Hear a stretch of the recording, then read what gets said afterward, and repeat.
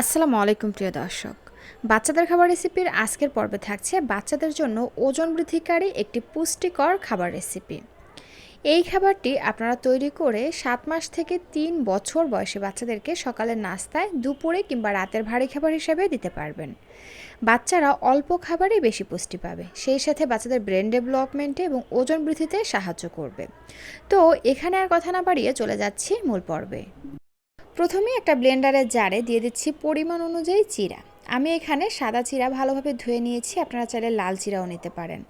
আমরা সবাই জানি চিরা খুবই সহজপাচ্য খাবার, বাচ্চারা খুব সহজে হজম করতে পারে এবং বাচ্চাদের জন্য অনেক পুষ্টিকর। এবং দিয়ে দিচ্ছি এখানে 4টি খেজুর। বাচ্চার বয়স যদি 7 মাস থেকে 8 মাস বয়সী হয়, সেই ক্ষেত্রে আপনারা এখানে 2টি খেজুর ব্যবহার করবেন। 8 মাসের উপরের বাচ্চাদের ক্ষেত্রে আপনারা এখানে 4টি খেজুর ব্যবহার করবেন। এরপরের মধ্যে 2টি কাঠবাদাম আর 2টি কাজু বাদাম দিয়ে দিচ্ছি। কাঠবাদাম আর কাজু বাদামগুলোকে আমি নর্মাল পানি দিয়ে ধুয়ে এগুলোকে 10 মিনিটের মতন ভিজিয়ে রেখেছিলাম। এর ফলে বাদামগুলো ভিজে নরম হয়ে আসছে। তারপরে কাঠবাদামের খোসাগুলো আমি হাত দিয়ে ছাড়িয়ে নিয়েছি। এবার ভালোভাবে ব্লেন্ড হওয়ার জন্য আমি এর মধ্যে কিছুটা পরিমাণে পানি দিয়ে দিচ্ছি। আর অবশ্যই পানিটা হতে হবে নর্মাল এবং বিশুদ্ধ খাবার পানি। তো যাই হোক, ব্লেন্ডারে ঢাকনাটি লাগিয়ে এবার এগুলোকে ভালো করে ব্লেন্ড করে নিচ্ছি। ব্লেন্ড করা হয়ে গেছে আর এই যে এরকম একটা মিহি পিউরি তৈরি করে নিয়েছি। এবার যে হাঁড়িতে রান্না করব সেই হাঁড়িতে নিয়ে নিলাম এবং ব্লেন্ডারটা ধুয়ে আমি আরও কিছুটা পরিমাণে পানি দিয়ে দিচ্ছি। পানিটা বুঝে দিতে হবে। আমি এখানে প্রায় 1 কাপের মতন পানি ব্যবহার করেছি। এবার নেড়েচেড়ে ভালো করে মিশিয়ে নিয়ে চলে যাচ্ছি চুলায়।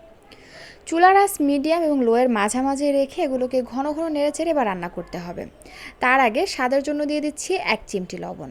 1 বছরের নিচের বাচ্চাদের ক্ষেত্রে আপনারা চাইলে লবণটা স্কিপ করতে পারেন, যে সকল বাচ্চারা লবণ ছাড়া খাবার খেয়ে অভ্যস্ত তাদের ক্ষেত্রে। এবার আর কোনো কাজ নাই, জাস্ট নেড়ে চেড়ে প্রতিটি উপকরণ ভালো করে মিশিয়ে নিয়ে চুলার আঁচ মিডিয়াম আঁচে রেখে এবার এগুলোকে রান্না করে নেব। দর্শক, আমি এখানে এক্সট্রা কোনো চিনি ব্যবহার করছি না, কারণ এর মধ্যে খেজুর ব্যবহার করেছি।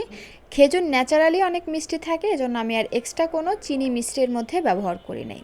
তো এই তো নেড়েচেড়ে ভালোভাবে রান্না করে নিয়েছে আর এখন সব কিছু মোটামুটি ভালোভাবে সিদ্ধ হয়ে গেছে। আর চিড়া তো খুবই সহজপাচ্য একটি খাবার, এটা বেশি রান্না করতেও হয় না। তো এই তো এরকমের ঘনত্বে আমি চুলা থেকে নামিয়ে নেব, কারণ এটা ঠান্ডা হয়ে গেলে আরও কিছুটা ঘন হয়ে আসবে। তো আপনারা আপনাদের বাচ্চাদেরকে যেমন লিকুইড খাইয়ে অভ্যস্ত সেভাবে চুলা থেকে নামিয়ে নেবেন। আমি এরকমের ঘনত্বে চুলা থেকে নামিয়ে নিচ্ছি, কারণ এটা ঠান্ডা হয়ে গেলে কিন্তু আরও কিছুটা ঘন হয়ে আসবে। আর এই তো তৈরি হয়ে গেল বাচ্চাদের জন্য পুষ্টিকর, মজাদার ও সহজপাচ্য একটি খাবার রেসিপি। তো দর্শক, এই ছিল আমার আজকের আয়োজন। এতক্ষণ সাথে থাকার জন্য অসংখ্য ধন্যবাদ জানিয়ে আজকের ভিডিওটি এখানেই শেষ করছি। আল্লাহ হাফিজ।